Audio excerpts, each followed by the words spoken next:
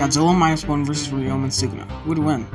Hello everybody, my name is Slappy Dog, and today we're going to be talking about the King of Monsters versus the King of Curses.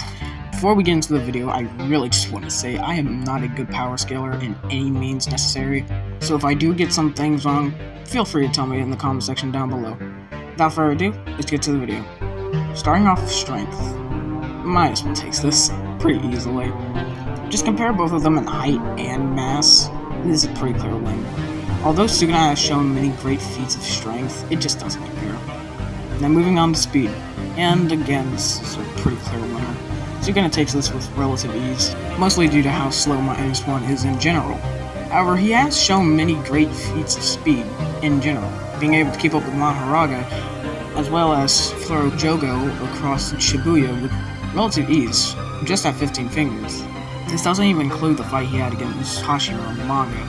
Moving on to durability, -1 was able to be hit with the Hiroshima nuke, also known as Little Boy, which is around 15 kilotons of TNT, which is around small town level worth of energy. Although you could say he regenerated much of his injuries, that may be true, but he only did get that regeneration after he was nuked, meaning he would have to survive that nuke to regenerate from it. This is the only durability feat that I can reasonably measure for -1, so let's just move on to Sukuna. Now, Sukuna has been able to fight on par and defeat Gojo, who is around city to mountain level in terms of strength using the feats from the manga. In that same fight, he was able to survive being hit with a hollow nuke, which really destroyed most of Shinjuku, so we can calculate that to around large city level. He also was able to survive a few seconds in Jacob's Ladder, which is a literal death beam from God, so that's a pretty big durability feat. So, moving on. Now, for IQ and battle IQ, this is kinda easy again. Sukuna takes this. It's not even that close, really. -1 hasn't really shown a lot of feats from being that intelligent, being distracted by the Shinden, or Shiden, however you say it, twice, and falling for a pretty blatant trap. And for battle IQ, we just simply don't know if there's other monsters like Godzilla, so pretty easily this goes to Sukuna. But let's just talk about him for a second. Sukuna had fought hundreds of sorcerers from both the Heian era and the current era. He's also been able to execute strategies that require critical thinking as well as excellent strategy. His knowledge of Jujutsu seems unmatched and almost limitless in fact. So ready to get there? Being able to make binding vows that barely hinder him. So, in general, just Sukuna takes this, mostly due to experience and just general knowledge, while Godzilla hasn't really shown that much intelligence feats, so, moving on. Now, for abilities and hacks, things get a lot more complicated. Starting with -1. Although he doesn't really seem to have a lot of abilities, but he does really make up for them by being really just broken in general. So, let's start with his atomic breath. Now, unlike most Godzillas, his atomic breath is actually special than the others. That being, well, just look at it for yourself.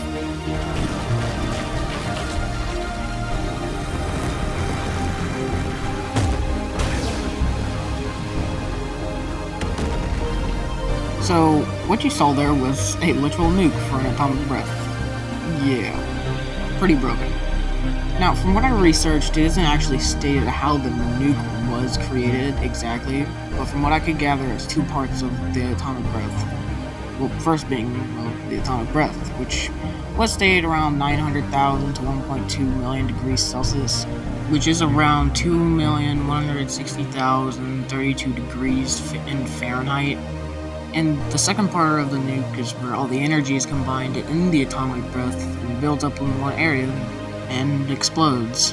In the movie, this is a devastating blast that leveled the entirety of Gunza, which can be calculated around large city level, same as Sukuna. This atomic breath does have a drawback, however, that being that it is incredibly painful for -1 to use this, as well as him needing to build up the radiation to do it again, meaning it will be a long time before he uses it again. His last ability is what really makes him broken, his regeneration. Now, usually, he wouldn't be able to regenerate infinitely, but that will change later on in this video. But even if he can regenerate infinitely, it doesn't really mean it's a bad ability. In fact, it's really the opposite. This is because it's outright stated to be the best regeneration out of any Godzilla. This means his regeneration outscales Shin, who was able to be hit with bunker bombs and regenerate it with relative ease. Bunker bombs are usually calculated around large building level, and seeing that -1 scales over him, he'll be easily regenerating this.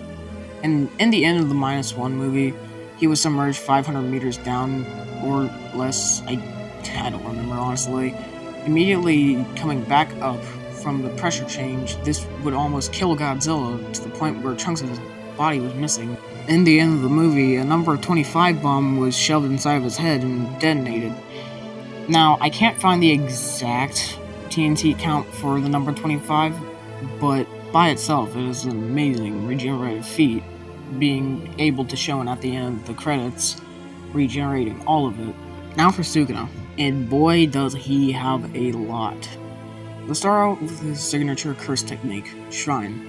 Shrine has 3 different usages, the first being Dismantle. Dismantle is a long-range attack of Shrine. It is mostly used to destroy inanimate objects, aka objects that do not have any cursed energy. However, Sukuna was able to evolve this version of Dismantle, also known as the World-Cutting Slice, or Slash, depending on how you say it. This ability was the one that killed Gojo, who was around again, mountain level, using the feats from the manga. This slice is able to cut the concept of space itself, thus bypassing the limitless curse technique. Moving on to Cleave, the second variation of Shrine. Cleave is able to change its power depending on how big Sukuna's opponent's curse energy reserves are. The problem with this ability is it can only be triggered if Sukuna touches or makes physical contact with his opponent. There is a second version of Cleave, however, Web. This attack is activated when Sukuna touches the ground and breaks the floor beneath him. This attack is to distract his opponents and catch them off guard. We do not know if Web Cleave can be extended, and if it can, it won't be that really useful against -1 because of its sheer size. The final attack of Shrine is Furnace. This attack both requires Dismantle and Cleave to have landed on a specific target. Furnace, also known as Fire Arrow, releases a large explosion of fire said to be around 200 meters to around 400 meters in diameter. This is Sukuna's second strongest attack, being able to put down Maharaga and Jogo. Sukuna's strongest attack, however, is, well...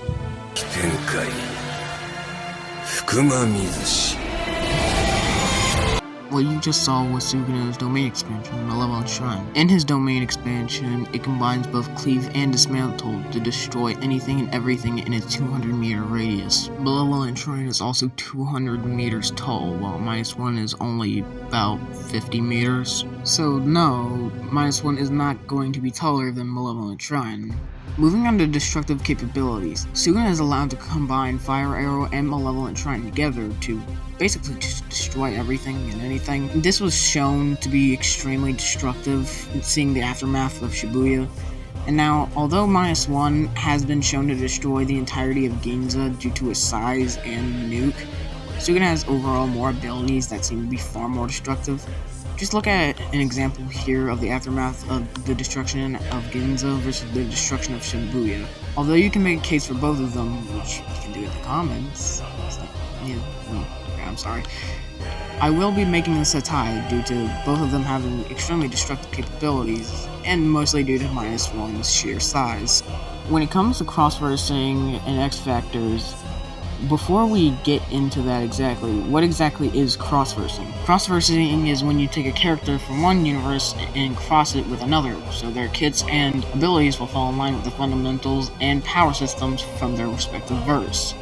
For example, if we took -1 and putting him in the JJK verse, his abilities will have his own cursed energy and technique. This does lead us to a row stop, however. Why, you may ask? In JJK, there are 2 forms of healing, the most well-known being RCT. RCT stands for Reverse Curse Technique, and for those of you who haven't watched the anime or manga Jujutsu Kaisen, cursed energy is negative energy, but if you multiply that negative energy by each other, it makes positive energy. If enough is made, it can completely heal the user. This is the reason why Gojo has been able to survive being stabbed in the head by Toji, or being able to survive in the Malevolent Shrine and quickly healing all of his injuries. There is another form of healing, however, but it is only for curses. It is much slower from what it seems, but it's definitely more passive than it is an ability type. We see this when Jogo's head is ripped off his body when he was fighting Gojo. We later see him perfectly fine and, well, his body is on his head. So now we have to decide whether -1's regen is reverse curse technique or is it passive like curses. And I do have another answer. The way that we see -1's healing is most likely passive, most likely, might I add. So you probably have a more enhanced version of Cursed Spirit's regenerative capabilities. Now that that's settled, let's move on to X Factors.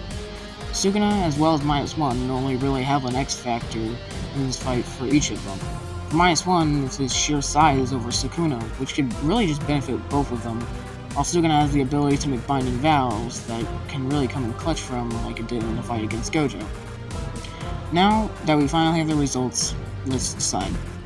Sukuna, with his vast knowledge of Jujutsu and experience, takes the edge in speed, IQ, battle IQ, and abilities. While -1, with his overwhelming chaos and fear that he brings, takes the edge in strength and hacks. Both are relatively tied in destructive capabilities, but you can really make an argument for both. Now, although Sukuna does take most of this in this debate, this does not mean this is going to be an easy fight for him. Not at all. This might be the hardest fight he's ever fought. Probably more harder than Gojo. This is mostly due to -1 regeneration, which again is stated to be the best out of any Godzilla, and would perfectly counter Sukuna's shrine technique, and his atomic breath would most likely put Sukuna on the edge of death. However, the same could really be said for -1, seeing that he can't constantly use his atomic breath, and it would hurt him. And simply, he just doesn't have the intelligence shown to strategize his atomic breaths correctly. Meanwhile, Sukuna, with almost over 1,000 years of battle experience, would easily be able to devise plans and find weaknesses to -1, which would probably provoke him to activate his atomic breath. Now, by no means would Sukuna be able to dodge this, seeing it's almost a literal nuke, but it would almost certainly hit him and really almost kill him, but he would most likely regenerate it due to reverse curse technique. This is most definitely a fight of regeneration. However, Sukuna has one last ability that would almost certainly kill -1 and leave nothing left.